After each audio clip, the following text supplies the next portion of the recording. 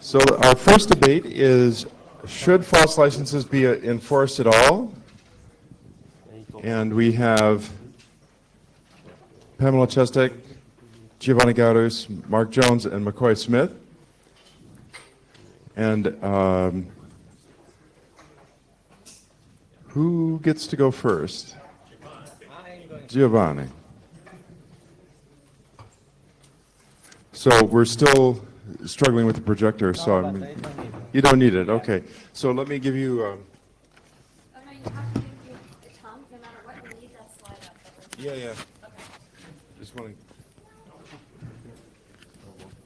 to put this on. Sorry. Put it there. Okay, good. Yeah. Put that in your pocket. Yes. Well, can I start? Yes. Oh, sorry, we need that projector up now the whole time because we need that message that's on that paper to be up every time someone is speaking.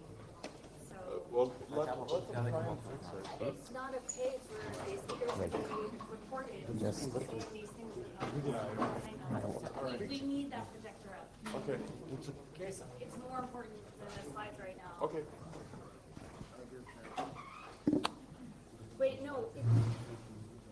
How do we get that projector? I'll do it.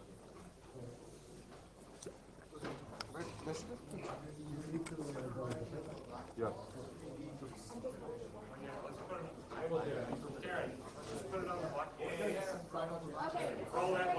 Wow.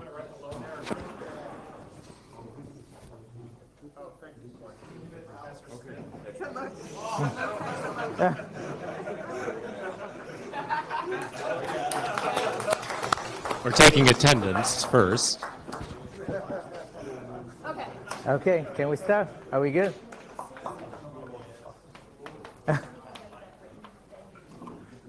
Okay. Shall we start? Okay. Well, good morning, everyone. It seems that every time I have to talk at FOSDEM, something is going to happen. Last time I talked here, we went through 3 mics. This time, just the screen went out. So I don't know whether it's a coincidence or there's a problem with it. But anyways, I have to talk about enforcement and why enforcement is good, or what are the main points. And where can I start? Well, where can I start?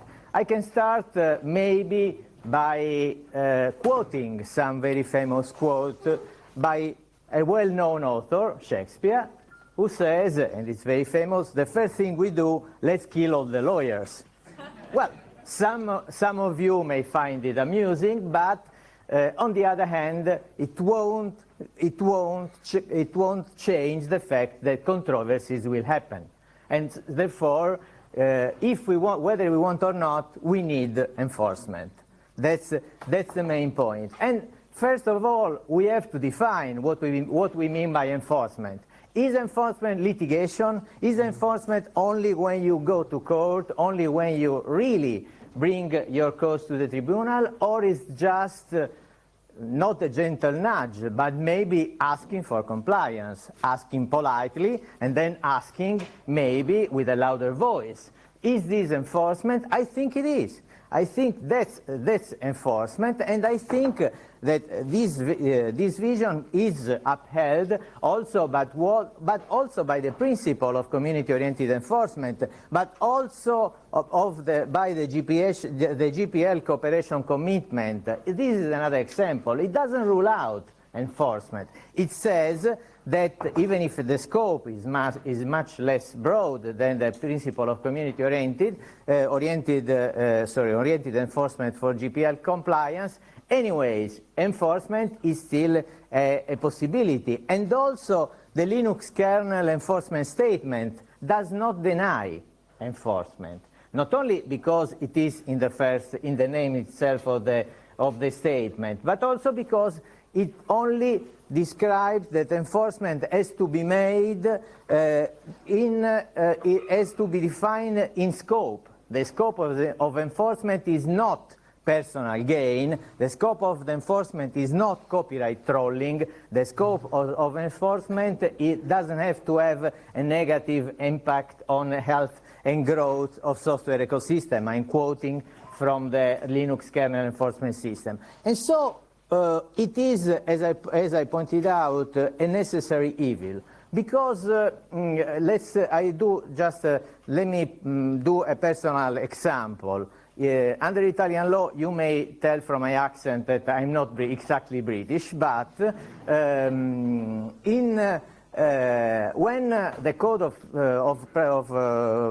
of digital administration came into force in Italy in 2006, it was a fantastic piece of legislation with fantastic principle, digital rights for the citizens, but there were no consequences at all for any violation. So an old professor of mine told me, okay, yes, but this is very fun, but what happens if you violated it? Well, nothing.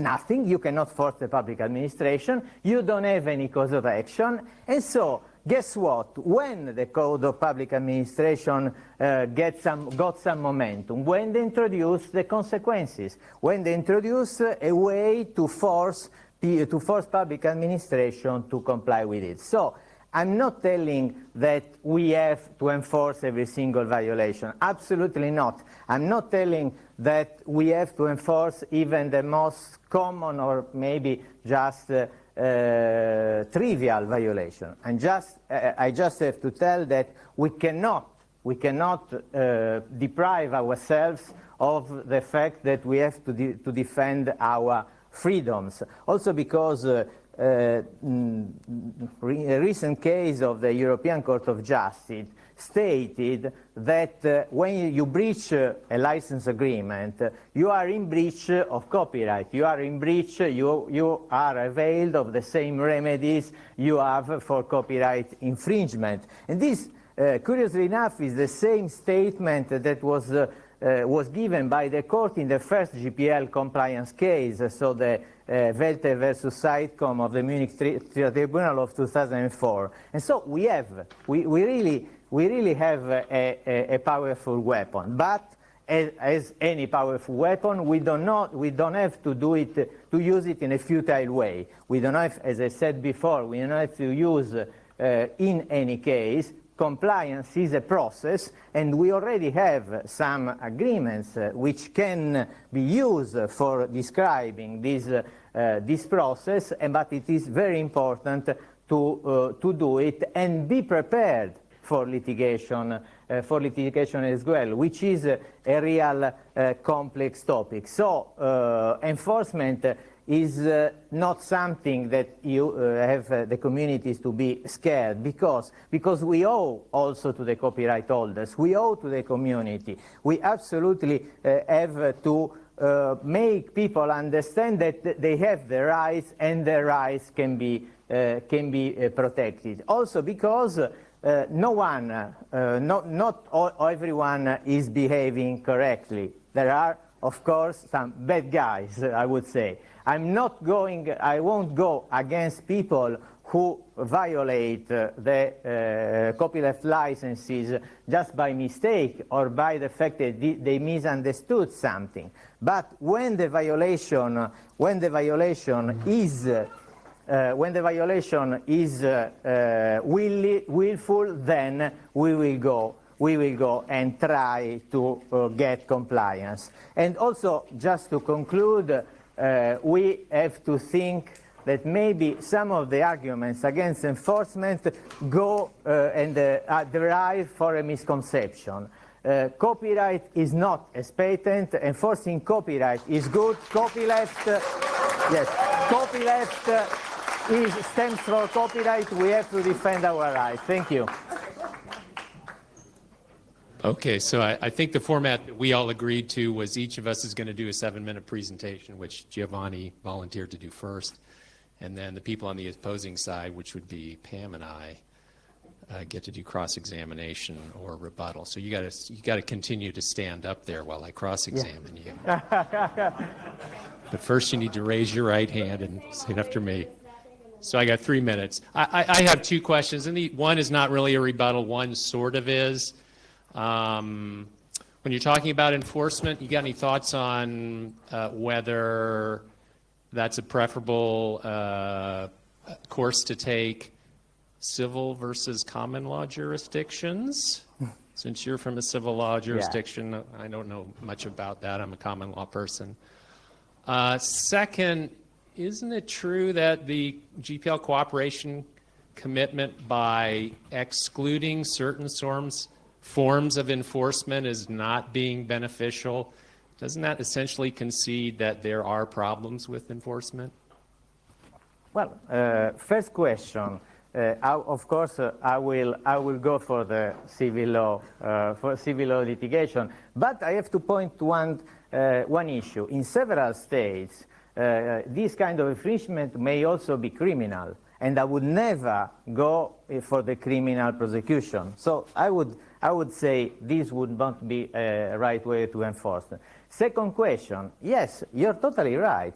Enforcement has problems, but you cannot rule out as a last resort. That's the main point. You cannot say we won't enforce whatsoever. You have to find a good way to benefit the community.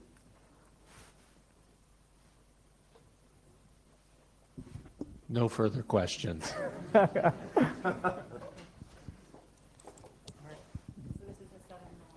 is the 7 minute. Okay. So I am taking the contrary view to enforcement. So first, I would like to say that the definition of enforcement that I am working on means litigation. It means bringing lawsuits. I'm not talking about politely asking people to provide source code or to comply with the license, but taking an aggressive action of litigation against them. So I'll start by saying Nelson Mandela said, if you want to make peace with your enemy, you have to work with your enemy. Then he becomes your partner. So then he becomes your partner. That's the critical point here. So free software has had widespread adoption. The various sources that I have seen cited say between 50% and 100% of all software distributed contains free software. So if we measure the success of software as use of it, then free software has been wildly successful. However, the success of this software is only because of the collaborative nature of the development model that's used for it. So collaboration brings fresh ideas. It brings enthusiasm when other people have waned. It brings new insight into old problems. So we need to have this continuous contributor feedback loop going. But collaboration, you can't have collaboration in an environment where there's not trust. And suing people for non-compliance will break all trust. And it will push away people instead of welcoming them into the community. They may abandon all use of free software altogether as a result of it, and they may switch to proprietary software.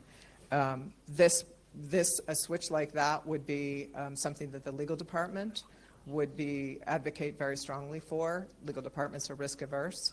This is a different world, and they're not happy with it. So to this day, as a result of the BusyBox lawsuits, which were more than 10 years ago, they still strike fear into the heart of legal departments. And as a result, there are companies that are so mistrustful of open source software that the prospect of getting sued, that they forbid the use of the GPL altogether in their environments.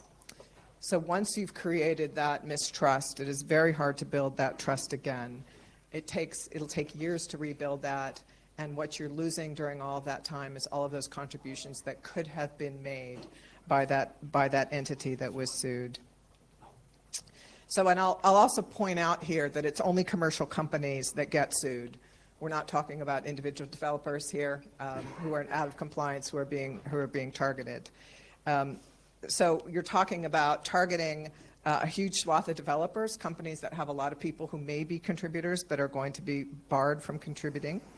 And from those companies who have the financial wherewithal to support the development effort of free software. So this is how you impair the growth of the software commons. You're not feeding it, you're not fertilizing it, you're impairing it. And litigation then also has a ripple effect. Beyond just this core project that was the target of the litigation, beyond just the non-compliant company, and beyond even just this one plaintiff who brought the lawsuit. The community will lose value because of the potential contributions.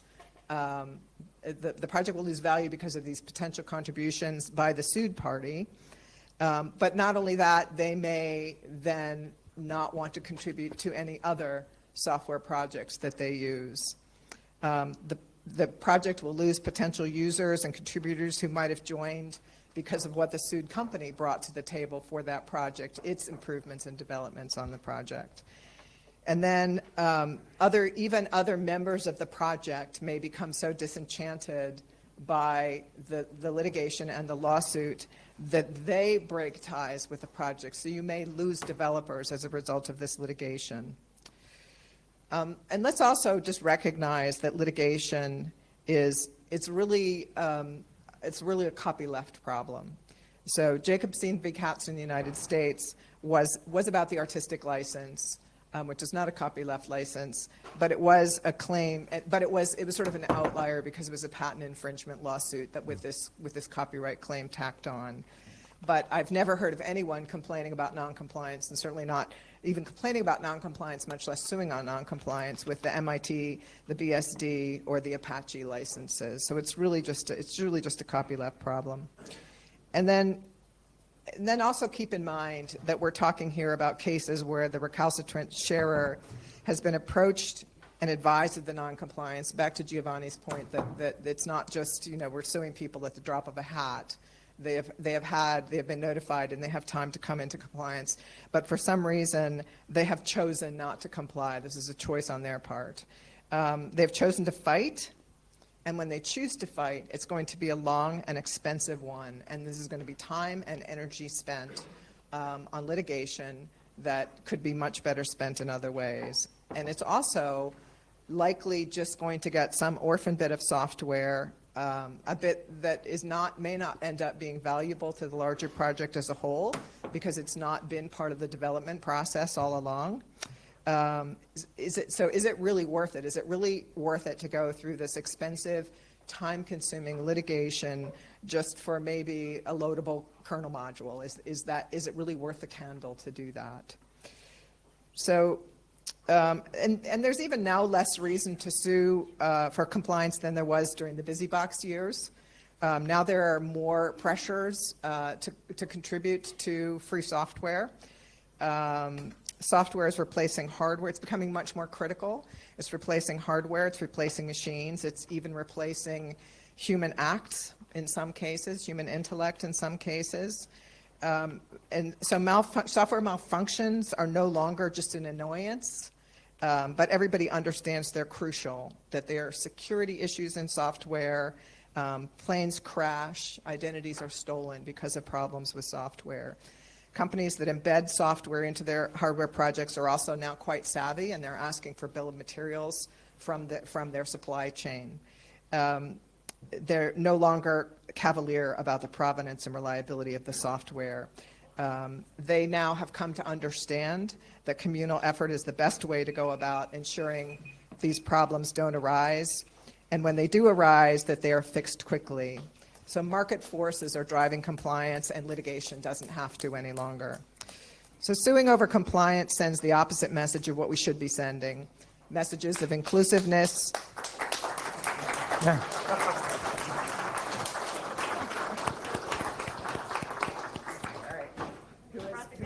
Yeah. I do. No, I still have the mic. This time is working. I won't get rid of it. I will keep it. Anyways, two questions. Yes. First one, I like the way we lawyers play with words. I broaden the scope of enforcement while you tie to litigation. But if in this case, so would you consider it fair to just ask for compliance or issue cease and desist letter, even if you don't call it enforcement? That's the first question. And the second question is, you mentioned hardware vendors. Do you think, and you said that now they are complying and they are mostly complying and they are also driven by the value of the community. Do you think this would have happened the same, in the same way, weren't it for the litigation case back in 10 years ago? So to the first point on how to define compliance, no, I don't think there's anything wrong with pursuing people for compliance, and I think there are a lot of good players out there who are trying to comply, and if you bring an error to their attention, they will be happy to correct that. So that is why I define, because I do think it's appropriate to ask people for copies of source code. As to the sort of embedded and the upstream and much more awareness, did it happen? You know, it's hard to say what would have happened in the absence of history. So the Busy Box lawsuits happened, but do I think that they play a big role in why there's compliance now? No, I don't think so. I think that what's happening is that manufacturers are being held responsible for the function of their products, and when those products malfunction, they need to turn to their upstream and learn that they don't actually know what their distributor has provided them with. They get a binary, and so it simply is business pressures that have caused them to become much more aware and much more cognizant and bring the hammer down much more on their distributors, or on their upstream manufacturers, to make sure that they have it's in their own self-interest to have it. It's not because they need. It's in their simply their liability self-interest, not just that they need to provide the source code, make the source code available, but it's just in their business interest to do it. 32 No. seconds. No. All right. Are you next? I am next.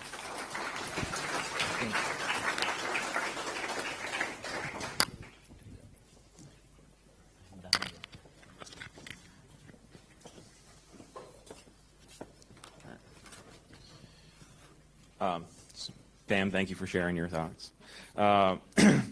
The problem with the argument about not doing enforcement, though, is that that kind of presupposes that the community has a choice about whether or not enforcement's going to happen. Because the reality is that enforcement happens. This isn't a question of whether or not enforcement should happen. It's going to happen. We see it happening all the time. You can narrow enforcement down to a definition like, oh, we're just talking about lawsuits and litigation. That's fine, but those are actually going on. And you don't need to be a member of the community to be involved in enforcement actions. There are lawsuits that are going on right now between large corporations who are using free software. They got into a commercial dispute, and what those licenses mean are part of that dispute. Pam mentioned that that commercial actors, part of what's happening is like, well, they need to be able to fix their products, so they're going to deal with upstream, right? Well, they have agreements with upstream. They're going to enforce those agreements. That's part of enforcement. If that relationship goes bad, there's going to be litigation. And all of the activities that she was okay with are often very commonly called pre-litigation activities. The reason why those work is because there is the threat of litigation there. So even if you want to narrow the definition down to litigation, it is not possible to say that you can just take that off the table and then all these other tools are going to be possible. The fact that litigation is possible is what makes the other tools work. And we're seeing this happen already, right? There are people out there doing enforcement. We have trolls. Everyone in this room is probably aware of the Patrick McCarty cases, right? Like, that happened. We can't tell people to not do that again. All we can do is see what's happening in the courts and decide how we're going to react to it. One of those could be we could just sit by the side, right, and let trolls define how this is going to play out in courts, and let trolls define the playing field and hope that it doesn't work out for them. That's one possibility, but the trolls are going to keep trying. They're going to keep looking for a way to use these licenses. Companies are already doing this, right? You have two large insurance companies a couple of years ago in the United States, or a large insurance company and a software manufacturer, who didn't care about free software licenses. They didn't even realize that free software licenses were involved until they got well into litigation. They said, oh, here's my advantage in this lawsuit. Now I'm going to turn this into an enforcement action. Like, it happens. And then we had somebody who produced the software getting notified, and they looked for the opportunity to profit off of it. They didn't do that in a principled way. They saw an opportunity to make money off of it. And we don't know how that actually got settled, but the fact that things got settled, it probably was not for the promise that people are going to behave better, right? They did it in secret. There was no compliance coming out of any of the companies afterwards. Somebody got paid for that. Like, that is typically why you settle, is you give me this bunch of money here and I'll go away quietly, right? On the other hand, there are some enforcement actions and there are some community actors who have principles around enforcement. And what's wrong with setting up a system where we say, we as a community, the people who actually believe in free software values, people who believe in user freedoms, are going to enforce these licenses. And if you don't listen to us, there's going to be consequences, but we are going to go about this in a principled way because we care about these values, right? So you have organizations like the Free Software Foundation, Software Freedom Conservancy, who have come up with community principles. You have commercial actors like Red Hat, who's leading, GPL cooperation agreements on enforcement around the Linux kernel, right? These are principled ways of doing enforcement. It's not necessarily bad to do enforcement. There might be good ways to do it and there might be bad ways to do it, but just us as a community opting out means that we're going to only leave the space open for the people who are going to do it in the bad way, or at least in the way that it's not principled, that doesn't care about free software values, it doesn't care about user freedoms. So we can't hide underneath a rock on this one. This isn't a question of should we do it or should we not do it. Someone's going to do it. It's just a question of whether or not we give them the playing field there. And really, there's lots of benefits to litigation too, right? There are companies out there, they're large commercial companies. They know what the goals of litigation is. It's to resolve a dispute. Sometimes you need a third party to help you resolve a dispute. What's wrong with that? It doesn't actually mean that you hate the other person or you're scared of the other person or that you'll never work with that person again. It just means that you had a dispute and you couldn't resolve it and you need someone in to come explain how it's going to be viewed by a third party. So litigation actually has lots of benefits, right? One of the benefits of litigation is that instead of people who are involved in the community, who have beliefs about how these licenses should work, who have beliefs about what the intentions of the licenses should be, we can learn from people who weren't involved in the community, who weren't involved in drafting licenses, what the words on the paper mean to others, right? There's an opportunity for us to learn, right? This in some ways largely is proofreading, right? When you go in front of a judge, you ask them and say, well, this is what I think the GPL means. This is what I think the MIT license means. Do you agree? Because this is what I wanted this license to do. And if the judge disagrees, well, you have a problem, right? It's not fair for you to go around saying, well, I intended this, when other people reading the licenses say, but that's not what the license says, right? So we can change what we're looking for in those pre-litigation activities, what kind of compliance we're looking for on those licenses, and we can write new licenses, right? We can write new licenses that will achieve the results that we actually want to happen.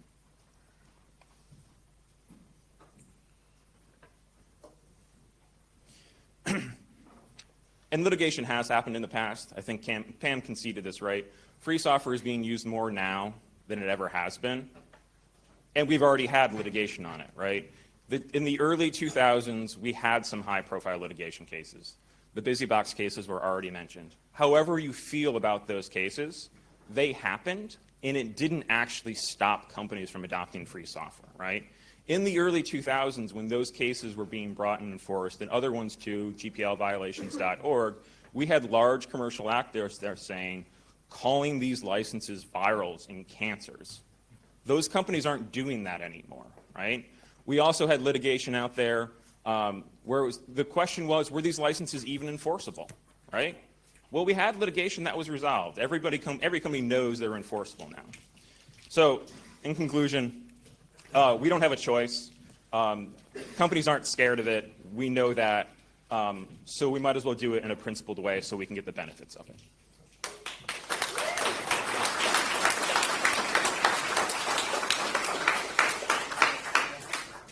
So let me start by saying I'm at a disadvantage here because Mark and I argued on the same side of this a year ago at Copyleft Conf. But let me challenge some of the things you've said. With respect, so one of the pressures that creates compliance is people. Move more to the center, so. Yes, certainly. Sorry. One of the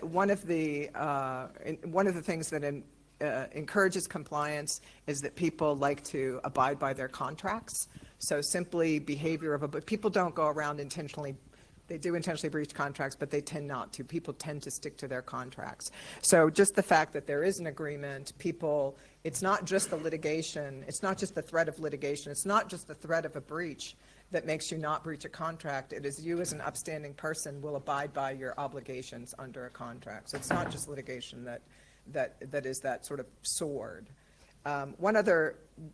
You've also ignored that there is a vehicle for these other lawsuits that are brought by the Ameriprizes of the world, which is the opportunity to participate as an amicus brief, to come in and step and educate the court on these matters. So it may not be necessary for the free software community to bring the lawsuits, but they can participate to inform and educate the court on the issues of amicus through the vehicle of amicus briefs.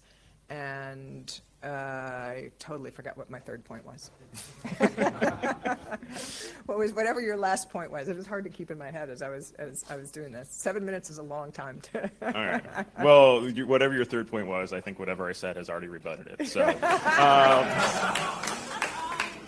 to your first point, though, that people like to abide by their contracts, I think some people do. There are definitely some people in the world who view relationships with people that they have doing as like they keep their word, and the contracts reflect that. But there are also people whose business model is to try to get every single edge, and they will go about breaching contracts if they think they can get away with it. But at the end of the day, we're also talking about contracts, legally enforceable agreements. And I mean, around the world, could anyone have any idea how many lawsuits are initiated every day for breach of contract? Part of what makes contracts meaningful is that people know that they're enforceable. There's a big difference between saying, well, I will promise that I will do this, and I'm just going to say that to you over the phone, and writing down on a piece of paper so it's objectively visible to someone else who can come in with enforcement power and ask you to do it. So that it's part of some motivation. Actually, I have my third thought, but we're running, the clock is running, so I just don't. Can I see a show of hands of someone who has been sued and has warm and fuzzy feelings toward the entity that sued them? Oh, we got one. We have one person. So that was my final point, was you said, oh, it's just business, it's just business. I think that's an easy out to say it's business, but I have never worked at a company that was subject to a lawsuit that didn't just have hateful thoughts towards the other party. So. Yeah. We actually, my clock was not running properly. Sorry, everybody. Yay!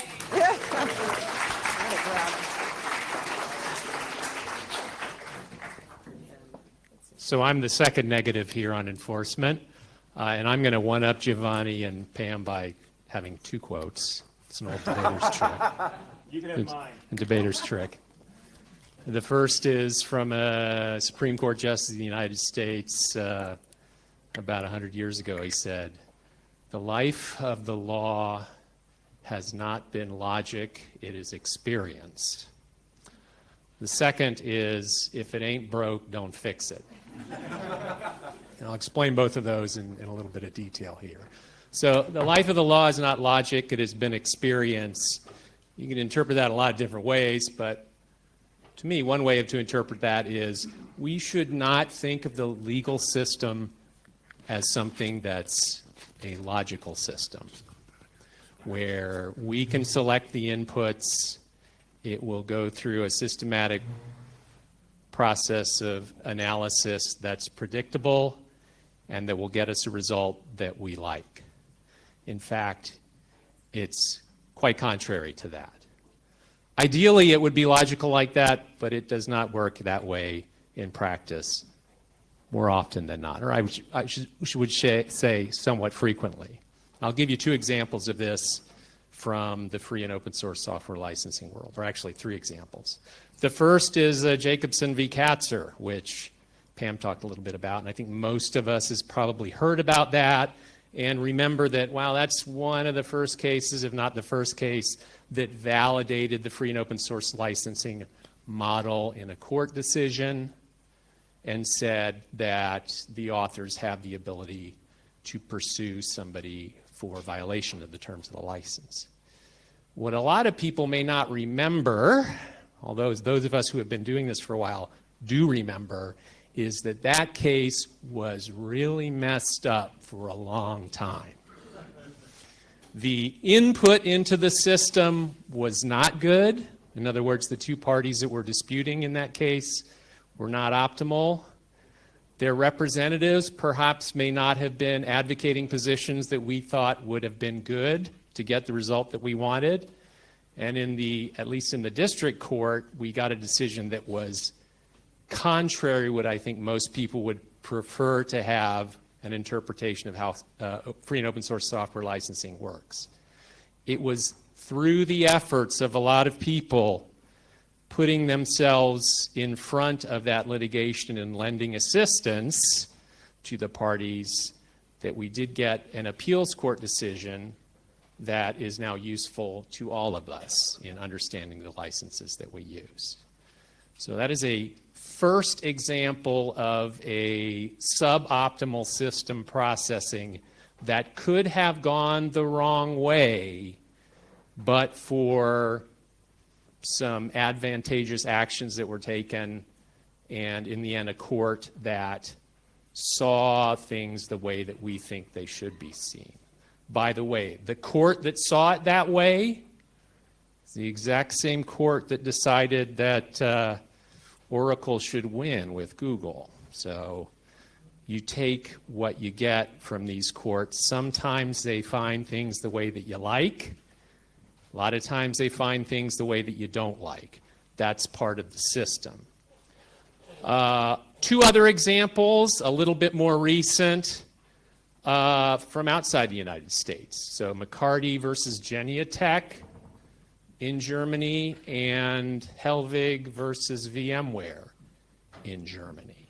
Now, I don't know if anybody's read about these cases, either the decisions or the write-ups of them. There's a good write-up in JOLTS, the journal that everybody knows I promote regularly every time I open my mouth.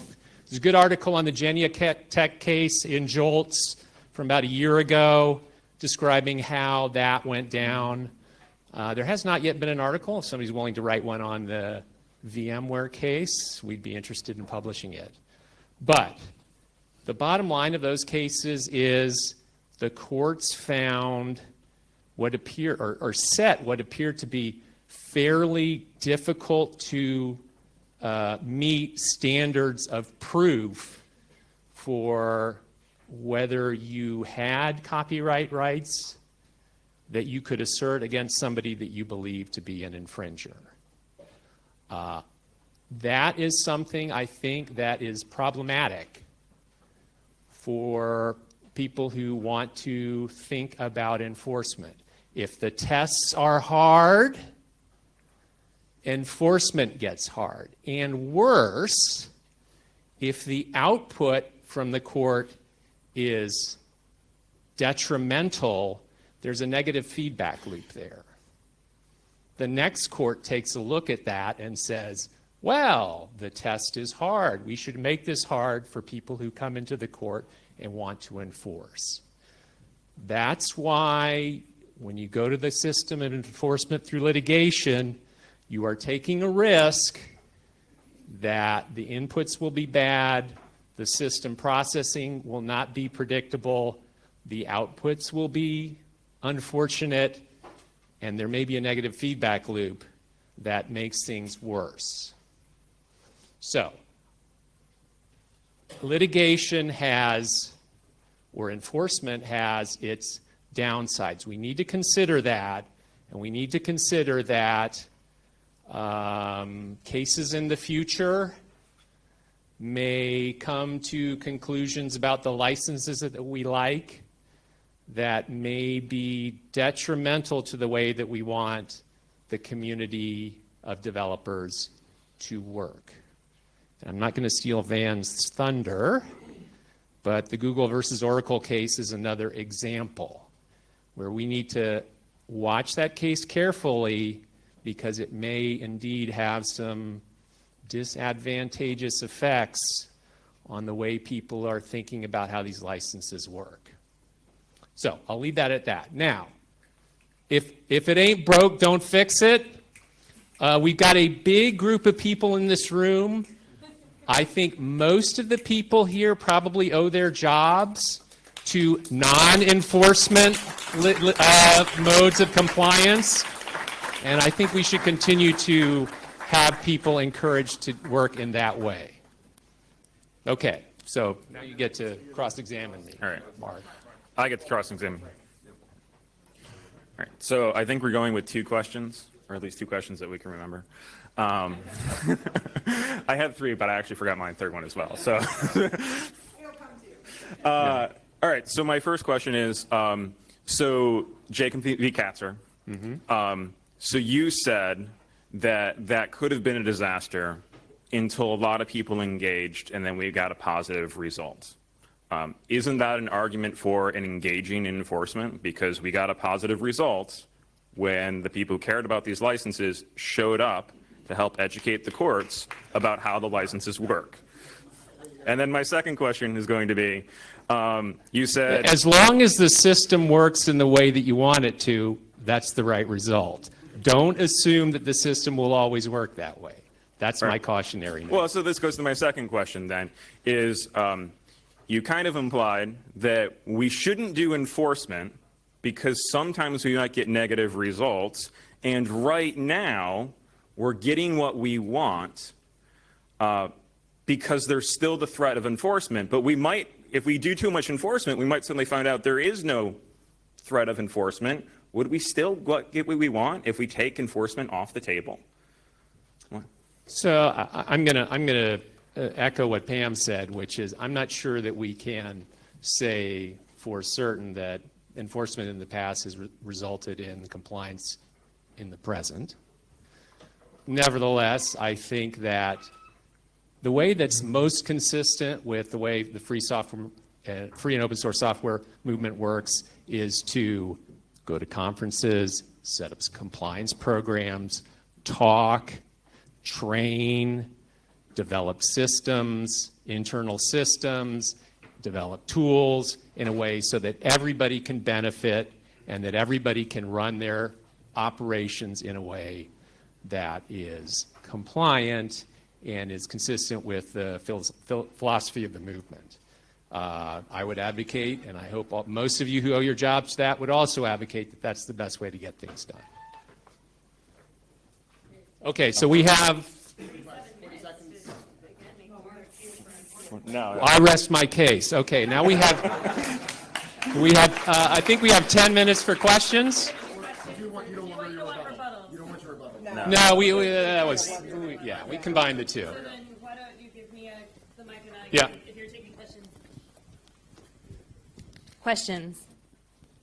Let's stand under the, it's likely. Yeah. And you're going to keep the positions for the questions. Or Oh, we are? Okay. it's up to you. No, let's throw a monkey wrench into things. Yes, we should. Yes, yes. Okay.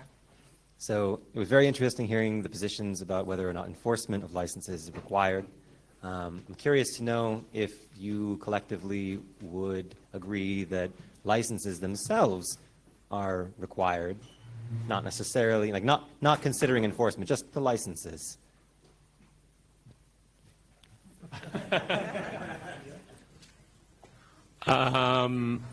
Well, in an ideal world, licenses would not be required. Everybody would operate in a community-appropriate way. I would say that a license, and I think this is, the Free Software Foundation has said this, the license is the constitution of the movement.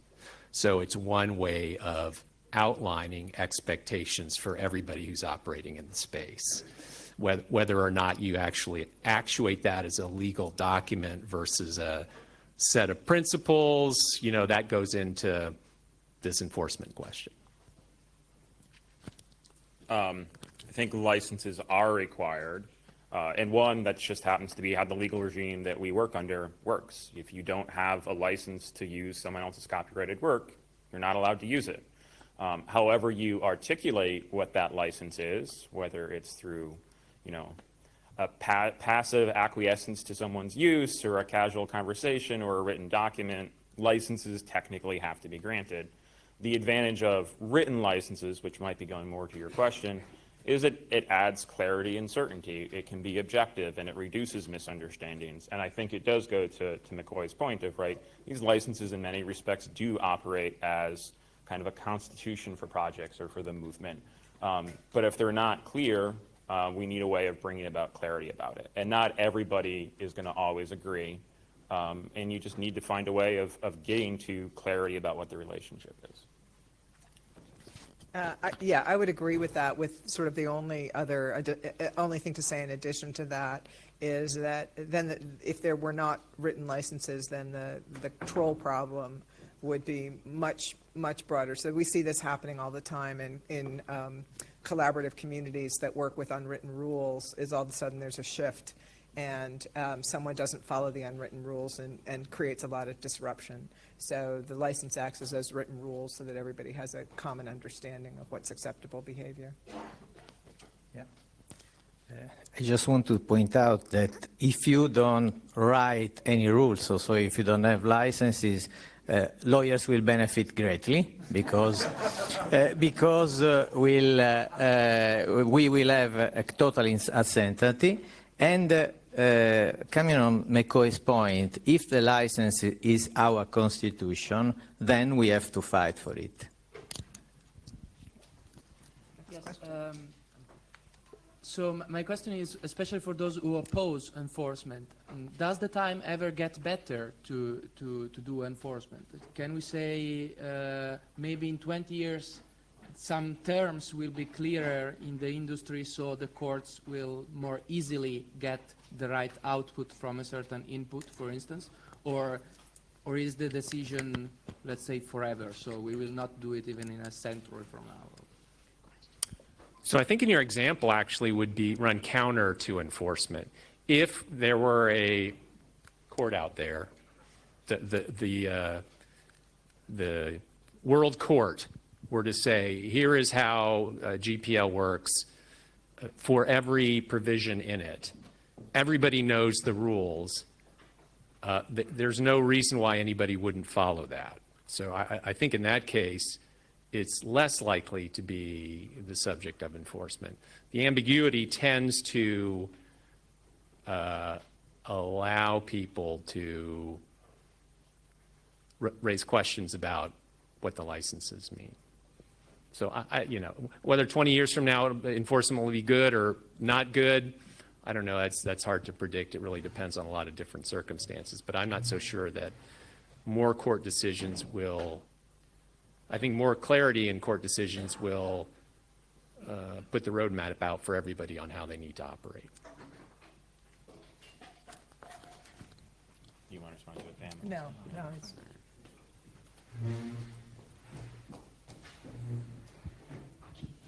So this is a two-parter. The first is, do you believe that proprietary licenses there is a culture of the expectation of enforcement of proprietary licenses? And number two, if you agree with that, why do you believe free and open source licenses should be any different? That's for the people opposed. Who is that for? That's for all, actually. Start with the, yeah. Okay.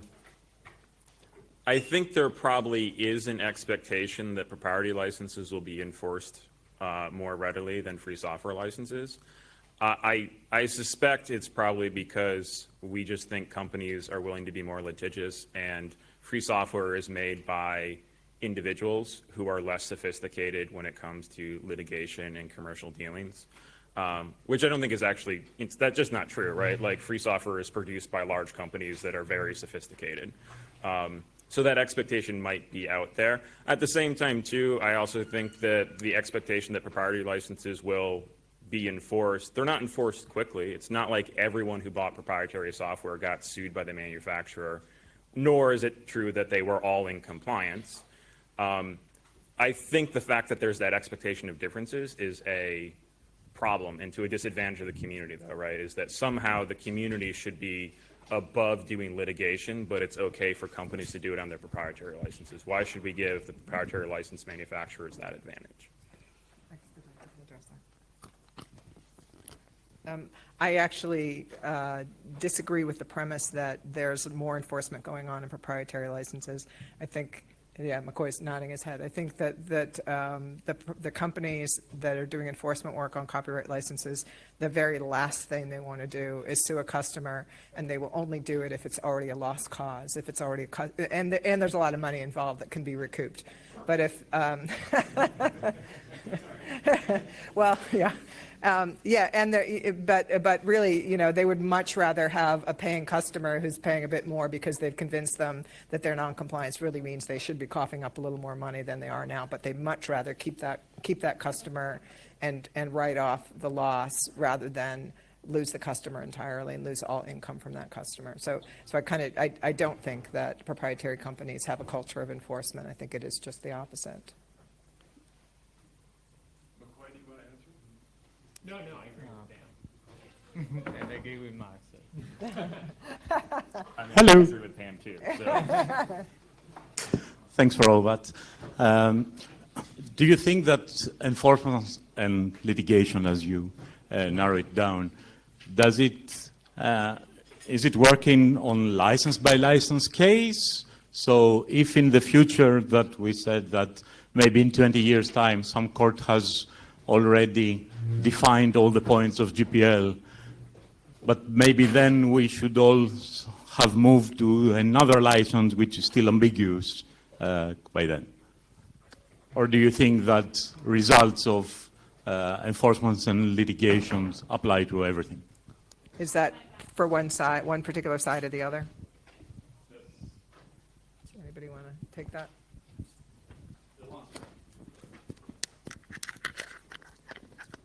So litigations over, let's say, GPL2 may have an effect on future licenses, GPL v4 or whatever, because in many cases these litigations, the courts are setting out general principles and not necessarily limiting the decision to the exact text. That's why Oracle v. Google is an important case to things other than Java. And that's why people care about it, right? Because they anticipate, the people who are arguing about it anticipate that it's going to set the rules for how we interpret what's copyrightable in software generically. So I think that answers your question. Okay, we have time for more responses. Just a very quick comment on this. I mean, every decision may have an impact on future licenses, and of course it depends on the license being litigated. Theoretically, you could enforce also a beerware license, but I don't think that enforcing a beerware license may have an impact on future licensing. Okay, so I know, but I don't think we have time for, because there's one. Okay, so what we need to do is, for your debaters, raise your hand if you mostly agree with the position that you took in the debate. Raise your hand. If you don't want to. If you don't want to, raise your hand if you don't want to say whether you do or you don't. Doesn't matter. You know what? You all did an excellent job. So what we so let's applause. Yeah, we will. Okay, now we are not having formal judging of these debates. However, what I want to know is, so wait, stay up here. Okay, so what I want to know is, for the people against enforcement, raise your hand if they brought up something you hadn't thought about before. Okay, and those for enforcement, raise your hand if they brought up something you hadn't thought about before. Okay, now raise your hand if you changed your mind due to something that was said by anyone on this debate. Have you changed your mind based on this debate at all? So, like, quite a few people. Yeah. Anyway, so let's give these debaters the first one's doing it amazing.